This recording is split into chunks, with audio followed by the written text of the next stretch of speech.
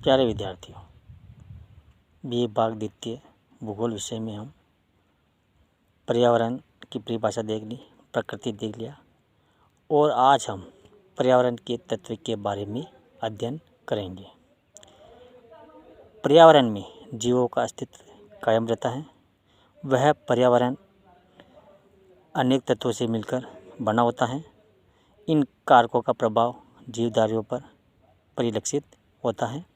पर्यावरणीय कारकों के प्रभाव के परिणाम स्वरूप जीवधारियों में प्रयुक्त क्रियाकलापों में कहीं अनुकूलन उत्पन्न हो जाते हैं, जिनसे वे जीव जीवित रह पाते हैं।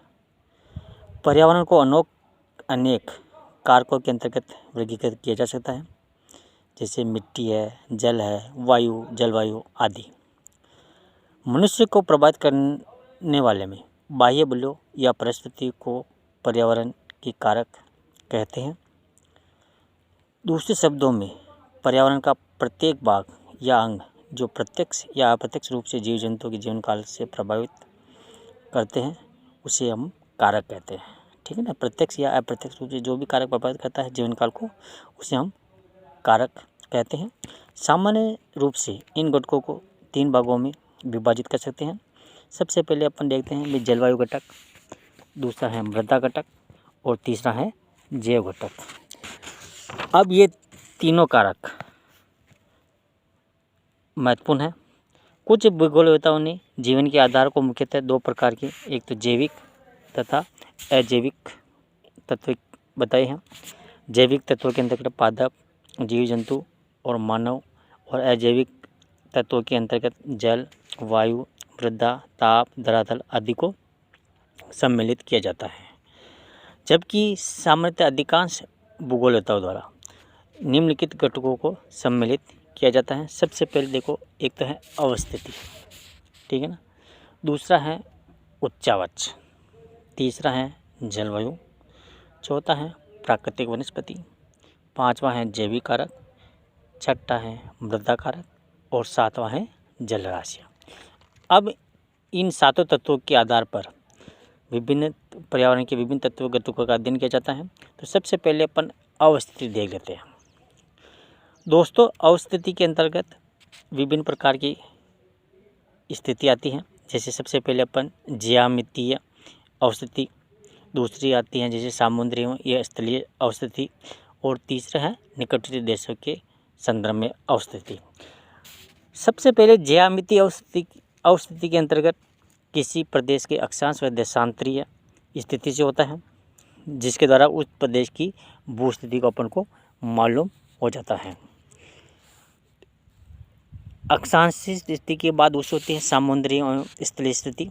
समुद्र से घिरे हुए समुद्र के सारे भौगोलिक प्रदेशों की समुद्री स्थिति का प्रभाव पड़ता है, जबकि महाद्वीपीय स्थिति का प्रभाव समुद्र से दूर होता है ना। यानी समुद्र जिसके पास समुद्र नहीं है, यानी समुद्र से अधिक दूरी पे है, तो वहाँ पर स्थलीय स्थिति का प्रभाव हमें दिखाई देता है। और समुद्री स्थिति में भी अपन किसी भी देश की स्थिति वहाँ के पर्यावरण को सीमांकित करती है। जिन देशों की स्थिति समुद्र के सहारे होती हैं, उनके समुद्री संसाधनों पर आधारित व्यवसाय अधिक विकसित होते हैं। समुद्री स्थिति में जैसे द्वीपीय स्थिति होती है।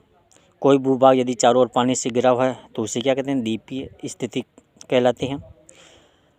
द्वीपीय स्थिति आर्थिक दृष्टि से लाभदायक होते हैं, क्योंकि व्यापारिक मार्गों के लिए सुगमता रहती है। जैसे जापान, न्यूजीलैंड, ब्रिटेन, ये क्या है, समुद्र द्वीपीय स्थिति होने के कारण महत्वपूर्ण है, व्यापारिक क्षेत्र के लिए महत्वपूर्ण है।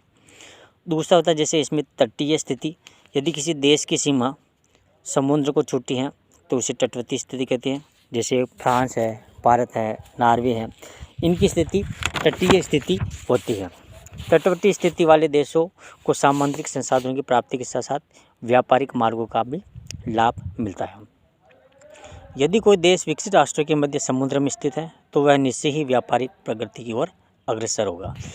इसके बाद अपन देखते हैं प्रायद्वीपीय स्थिति होती है। यदि कोई देश तीनों ओर समुद्र से घिरा है तो उस स्थिति को प्रायद्वीपीय स्थिति कहते हैं। जैसे अपने दक्षिण का पठार है तो प्रायद्वीपीय भारत भी कहते हैं इसको, है ना, दक्षिण के पठार। तो भारत, सऊदी अरब, दक्षिणी अफ्रीका, इटली आदि प्रायद्वीपीय स्थिति में है। इसके बाद महाद्वीपीय स्थिति, समुद्री प्रभाव से दूर स्थलीय भाग के देशों को स्थिति महाद्वीपीय होती है। यहाँ समुद्री दशा न होकर कठोर भौतिक वातावरण होता है। इसके अलावा अपन देखते हैं सेकंड पॉइंट, उच्चावाच। पृथ्वी पर धरातलीय आकृतियों पर्यावरण के प्रभाव की सीमा निर्धारित करती है। मुख्य रूप से धरातलीय आकृतियों का प्रभाव जलवायु पर दृष्टिकोण होता है। अगर कोई भूभाग, पर्वत, पर्वतार और मैदान इन ऊंचाइयों पर स्थित है तो उनका आर्थिक स्थिति पर भी इनका बहुत ज़्यादा प्रभाव पड़ता है। विश्व की प्रमुख सभ्यताएं जैसे सिंधु घाटी सभ्यता है ना, तो मिस्र की नील नदी की सभ्यता है, ईरान में मेसोपोटामिया, चीन में हांगवो नदी, मेक्सिको में माया और पेरू में इका आदि जो सभ्यताएं हैं वो नदियों के किनारे ही प्रकट हुई हैं। उच्चावाच का प्रत्यक्ष प्रभाव जलवायु पर प्रभाव पड़ता है। जलवायु के तत्व क्रमशः तापमान, वर्षा, आर्द्रता, पवन आदि उच्चावाच से नियंत्रित रहते हैं। ऊंचाई पर अपन जानते हैं भी, ऊंचाई पर जाने पर 1000 मीटर की ऊंचाई पर जाने पर 6.5 डिग्री सेंटीग्रेड तापमान कम हो जाता है। इसके अलावा अपन अगला पॉइंट है जलवायु। जलवायु पर्यावरण को नियंत्रित करने वाला प्रमुख कारक है, क्योंकि जलवायु से प्राकृतिक वनस्पति, मिट्टी, जलराशि, जीव जंतु प्रभावित होती हैं। कुमारी सैंपल ने कहा कि पर्यावरण के सभी भौतिक कारकों में जलवायु सर्वाधिक महत्वपूर्ण घटक है। सभ्यता के आरंभ और उद्भव में जहाँ तब आर्थिक विकास का संबंध रहता है, जलवायु एक वृहद शक्तिशाली तत्व है। जलवायु के बाद अपन अगला पॉइंट देखते हैं, जिसमें होता है प्राकृतिक वनस्पति।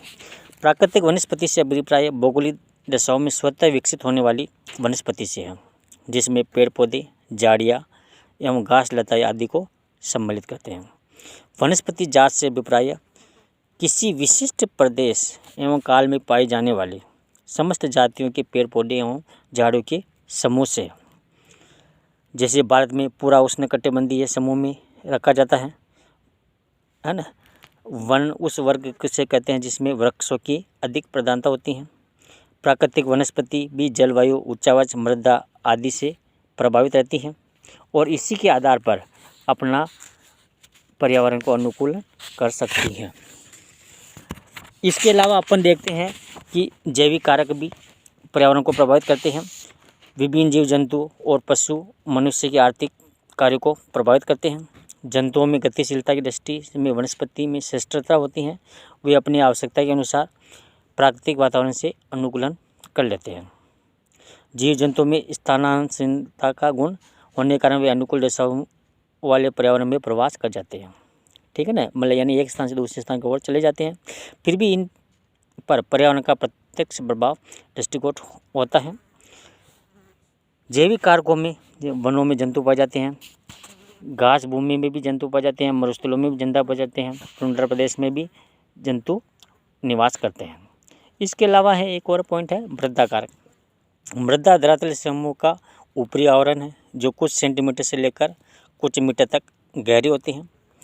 मृदा की रचना मूल पदार्थ में परिवर्तनों के परिणाम स्वरूप होती हैं, जो विभिन्न प्रकार की जलवायु में जैविक कारकों के संपर्क में एक निश्चित अवधि में निर्मित होती हैं।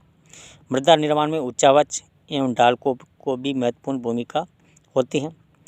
मृदा में वनस्पति एवं जीव जंतु के अवशेष मिलते रहते हैं, जिसे जैव तत्व कहते हैं। जैव तत्व के कारण मृदा का रंग काला होता है। मानव अपनी क्रियाओं को मृदा को नियंत्रित प्रभावित करता रहता है। इसके अलावा अंतिम पॉइंट है जलराशियाँ। जलराशियाँ मानव जीवन का आधार है। विभिन्न भू आकृतियों को पाती जलराशियों भी पर्यावरण से प्रभावित करती हैं। अंतिम महत्वपूर्ण बिंदु अपन को ध्यान रखने की है बच्चों कि जलराशियों पर्यावरण के एक विश्वव्यापी तत्व के रूप में संपूर्ण तत्वों को समायोजित करती हैं और सभी तत्व मिलकर पर्यावरण का एक अनुकूलन निर्माण करती हैं। एक दूसरे से पृथक नहीं हो सकते हैं, सभी आपस में एक दूसरे से जुड़े हुए होते हैं। प्रत्येक तत्व को पृथक नहीं किया जा सकता है और पर्यावरण के कारकों में सर्वाधिक मानव प्रभावित होता है और मानव ही पर्यावरण को प्रभावित करता है। तो यह आज अपने पर्यावरण के तत्व हो गए। इसी के साथ अगले टॉपिक मिलेंगे, जब तक के लिए धन्यवाद।